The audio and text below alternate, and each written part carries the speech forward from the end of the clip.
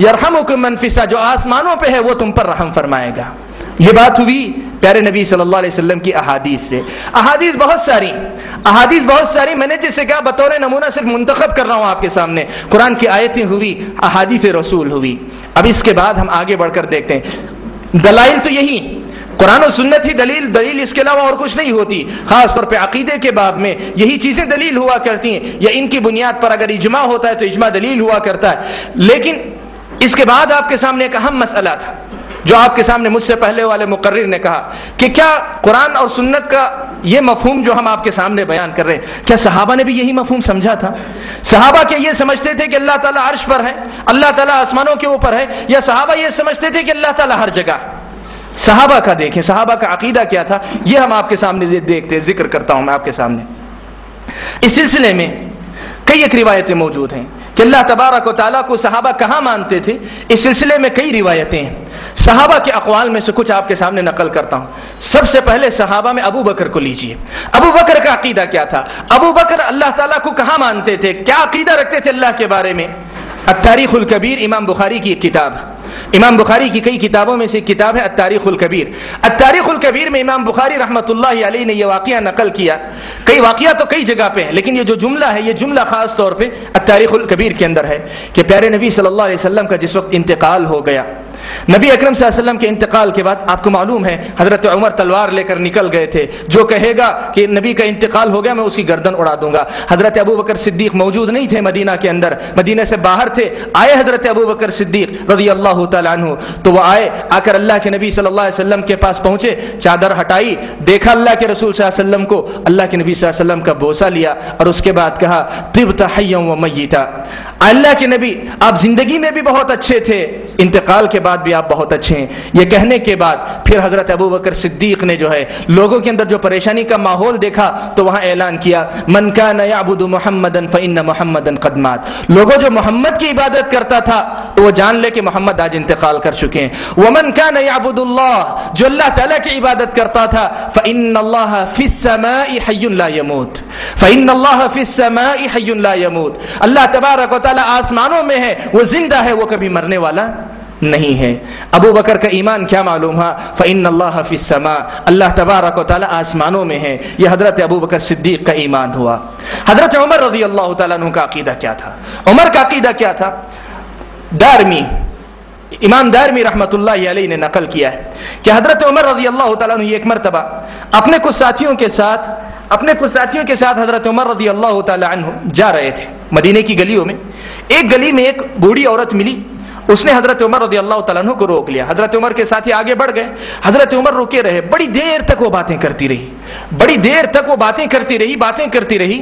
हजरत उमर बड़े इत्मीनान से खड़े सुनते रहे। मालूम है हजरत उमर का रोब व दबदबा सब कुछ है, लेकिन हजरत उमर उतनी देर, बहुत ज्यादा देर तक खड़े रहे।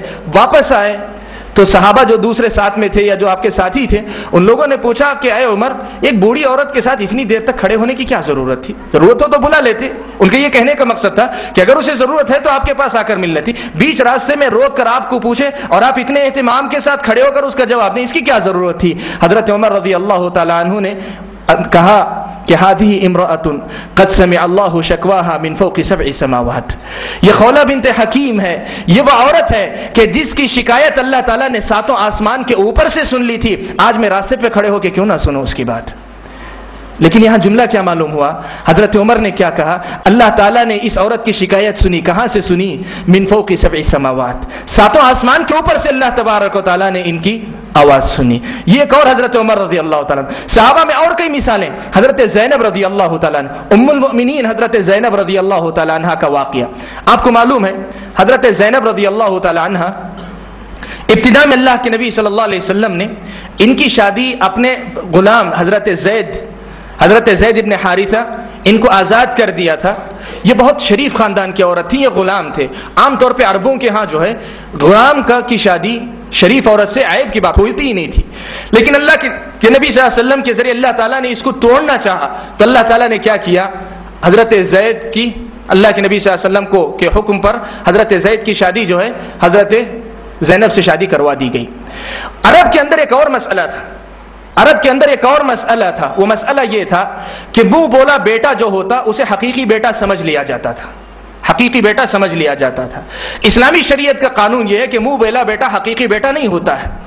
حضرت زید سے شادی ہونے کے بعد ان سے جدائی ابھی نہیں ہوئی تھی، لیکن اللہ تبارک و تعالیٰ اس رسم کو بھی توڑنا چاہتے تھے، تو اللہ تعالیٰ نے کیا کیا، اللہ کے نبی صلی اللہ علیہ وسلم کے پاس وحی بھیجی کہ زید کے ساتھ ان کا نکاح فسخ ہو چکا، ہم نے اس کی شادی، حضرت زینب کی شادی آپ سے کروا دی۔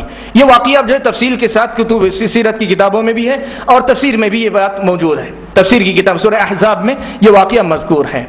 ہوا یہ، اس پورے واقعے کے اندر جو مسئلہ میرے مسئلے موضوع سے متعلق ہوئی کہ حضرت زینب کا نکاح اللہ کے نبی صلی اللہ علیہ وسلم سے امہات المؤمنین میں سے دوسروں کا جیسے نکاح یہاں ہوا ویسے نہیں ہوا تھا، ساتوں آسمان کے اوپر اللہ تبارک و تعالیٰ نے حضرت زینب کا نکاح حضرت رسول اکرم صلی اللہ علیہ وسلم سے کروا دیا تھا۔ تو حضرت زینب صحابیاں ہیں، میں بتا رہا ہوں کہ صحابہ کا عقیدہ کیا تھا۔ حضرت زینب اپنی دوسری جو سوکنیں تھیں، یعنی اللہ کے نبی کی دوسری بیویاں، ان سے یہ کہا کرتی تھیں زوجکن اہالیکن وزوجنی اللہ من فوق سبع السماوات، کہ تم سے تمہاری شادی تمہارے گھر والوں نے اللہ کے نبی سے کروائی، لیکن مجھے یہ شرف حاصل ہے کہ اللہ تعالیٰ نے آسمانوں کے اوپر سے میری شادی اللہ کے نبی صلی اللہ علیہ وسلم سے کروائی تھی۔ معلوم کیا ہوا، حضرت زینب کا عقیدہ کیا تھا؟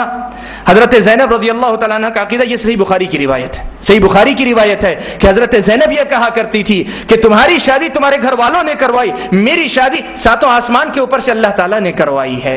زینب کا عقیدہ کیا ہے؟ اللہ تبارک و تعالیٰ کہاں تھے، کہاں ہیں؟ اللہ تبارک و تعالیٰ عرش کے اوپر ہیں۔ یہ زینب رضی اللہ تعالیٰ عنہ کا عقیدہ۔ یہ صرف حضرت زینب تک ہی نہیں رہ گیا، کئی واقعات ہیں۔ ایک اور واقعہ بطور مثال آپ کے سامنے ذکر کرتا ہوں۔ ایک عجیب واقعہ نقل کیا گیا، حضرت عبداللہ ابن رواحہ رضی اللہ تعالیٰ عنہ، حضرت عبداللہ ابن رواحہ رضی اللہ تعالیٰ عنہ نبی اکرم صلی اللہ علیہ وسلم کے مشہور صحابی، مشہور شاعر ہیں، عربی زبان کے بہت اچھے شاعر تھے یہ۔ ان کے ساتھ ایک واقعہ پیش آ گیا۔ آپ کو یہ مسئلہ پہلے سے معلوم ہوگا کہ جھوٹ جہاں بولنا جائز ہے ان میں سے ایک مقام ہے شوہر بیوی کے آپس میں۔ شوہر بیوی کے سامنے جھوٹ بول سکتا ہے، بیوی کے اور شوہر کے معاملات میں، بیوی کے ساتھ اپنے ذاتی معاملات میں، دوسرے معاملات میں نہیں، بیوی اور شوہر کے معاملات میں جھوٹ بول سکتے۔ یہ واقعہ معلوم ہے نا آپ کو یہ مسئلہ؟ تو اس واقعے میں ہوا یہ کہ حضرت عبداللہ ابن رواحہ رضی اللہ تعالیٰ عنہ، ان کے پاس ایک لونڈی تھی، ان کی بیوی بھی تھی۔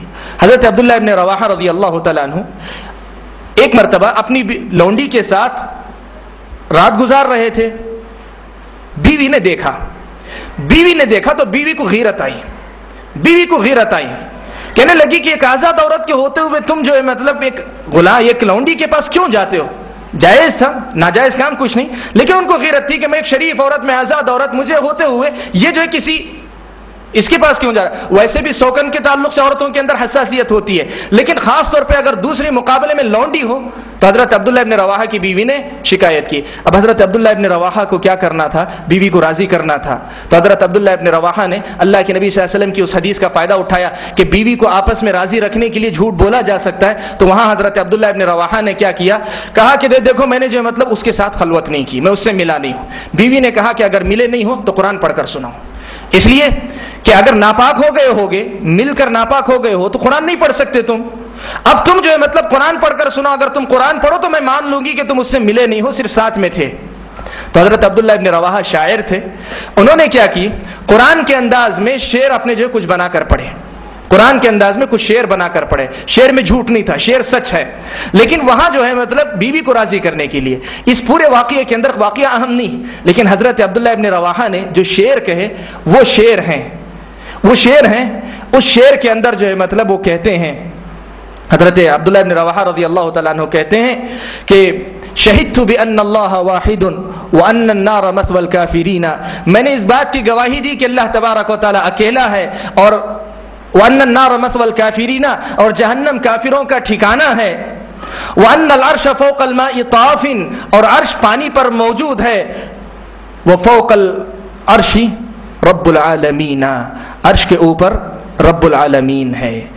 اس پورے واقعے کو انہوں نے اس انداز سے ان اشعار کو پڑھا کہ ان کی بیوی نے یہ کہا کہ وہ سمجھا کہ جو قرآن پڑھ رہے ہیں، اس لیے کہ بیوی کو قرآن پورا یاد نہیں تھا، تو وہ یہ سمجھی کہ یہ قرآن پڑھ رہے ہیں۔ تو اس کے بعد بیوی نے کہا کہ صدقت اللہ وکذبت عینی، میں نے اللہ تعالیٰ کو سچا مانا اور اپنی آنکھوں کو میں جھوٹا سمجھتی ہوں، میں نے جو دیکھا وہ غلط ہے، لیکن تم جو کہے وہ سچ ہے۔ واقعہ تو واقعہ ہوا، لیکن یہاں حضرت عبداللہ ابن رواحہ رضی اللہ تعالیٰ عنہ نے کیا کہا کہ عرش پانی پر ہے، اور وفوق العرش رب العالمین، عرش کے اوپر رب العالمین ہے، عرش کے اوپر رب العالمین۔ یہ حضرت عبداللہ ابن رواحہ کا عقیدہ ہے۔